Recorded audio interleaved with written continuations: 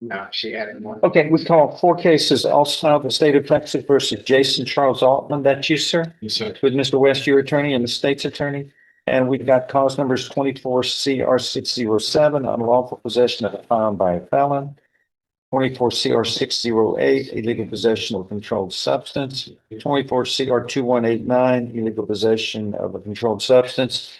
And then there's a final one, an outlier, 24 CR 1423, illegal possession of a controlled substance. And I believe that case is to be dismissed. So I'm going to put that one aside. Does the defendant waive on the other 3 cases formal readings of the indictments and the arraignments? Can we proceed in summary? Yes, please. In summary, 24 CR 607 alleges that on or about November 14th, 2023 in Jefferson County, Texas, you committed a third-degree felony of unlawful possession of a firearm by a previously convicted felon. Do you understand what you are charged with in 607, sir? You're facing a term of not more than 10 years or less than 2 years in prison. In addition, a fine may be assessed not to exceed $10,000. Do you understand the punishment range applicable here? Or actually, it's enhanced up, I believe, to the second degree range. This is now 15. That is accurate, Judge. This one starts out initially as a third degree. Third, but it goes to second punishment range. All right, this is a second-degree felony, which and also it's because there's a paragraph 2 goes on to allege that you were previously convicted in 2003 out of this criminal district court of Jefferson County, Texas, for aggravated robbery. Is that true and correct? Yes, sir. Are you pleading true and correct to this voluntarily and because it is true as it is alleged?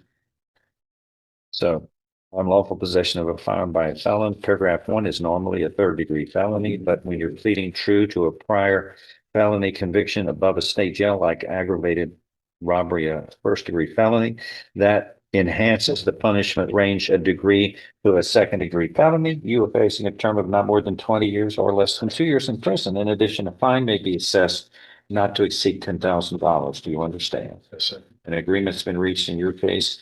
You would be pleading guilty, sentenced to 15 years in prison. Is that your understanding of the agreement? Yes, sir. If I follow this, you have no right of appeal of your case. Do you understand? Yes, sir. This will run concurrently with 2 other cases, and part of this agreement, 24 CR 2189, one of the 4 cases here will be dismissed. Is that your understanding of the plan? Yes, sir. If I follow this agreement, you have no right of appeal of your case. Do you understand? Yes, sir. How do you plead to this? Guilty or not guilty? Yes. Are you pleading guilty voluntarily and because you are guilty? Yes, sir.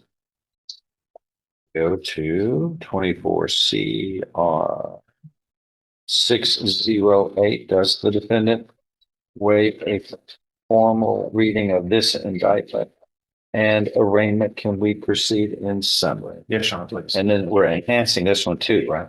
Not on this one, it start out as a second degree, Judge. Okay, in 24 CR 608, paragraph 1 alleges on or about November 14th, 2023 in Jefferson County, Texas, you committed the second-degree felony of illegal possession of a controlled substance, namely methamphetamine. Do you understand what you're charged with? Yes, sir.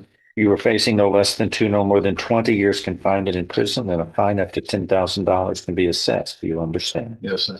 An agreement has been reached in your case as well, that you would be pleading, in this case, that you will be pleading guilty, sentenced to 15 years to run concurrently with other cases. Is that your understanding? Yes, sir. If I follow this, you have no right of appeal of your case. Do you understand? Yes, sir. How do you plead to this? Guilty or not guilty?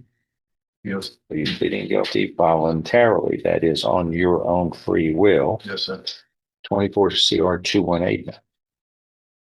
And again, does the defendant waive a formal reading of this indictment and arraignment? Can we proceed in some? Yes, Sean, please. We're going to do an enhancement on this one, right? Yes, sir, on this one we do. All right. In summary, paragraph 1 alleges that on or about May 10th, 2024 in Jefferson County, Texas, you committed the third-degree felony of illegal a possession of methamphetamine, a controlled substance. Do you understand what you're charged for? Yes, sir. Paragraph 2 goes on to allege, though, that prior to the commission of that offense of illegal possession of methamphetamine, you were convicted in this criminal district court in 2003 for the first degree felony of robbery.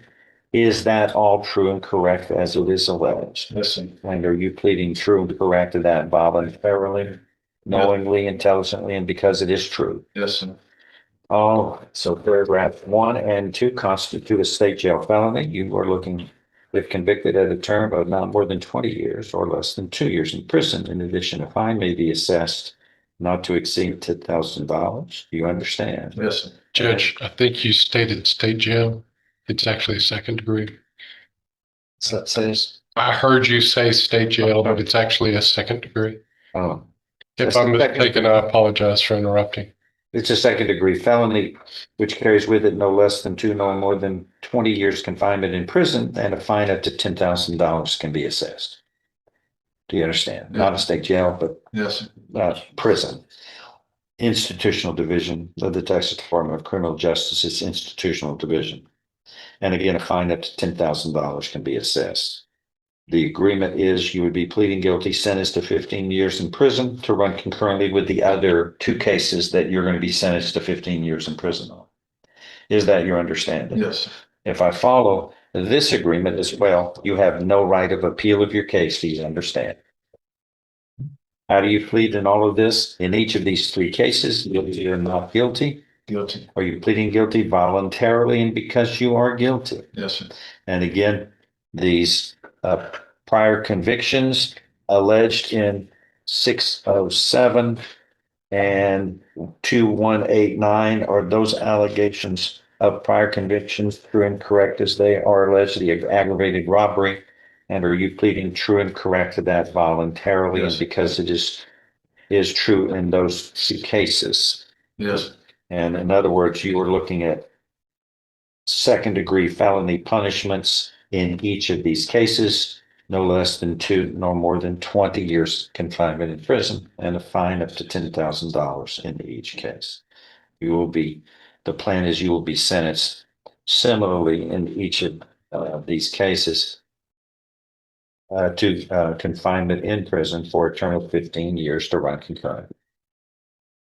If I follow these agreements again, you have no right of appeal. Yes.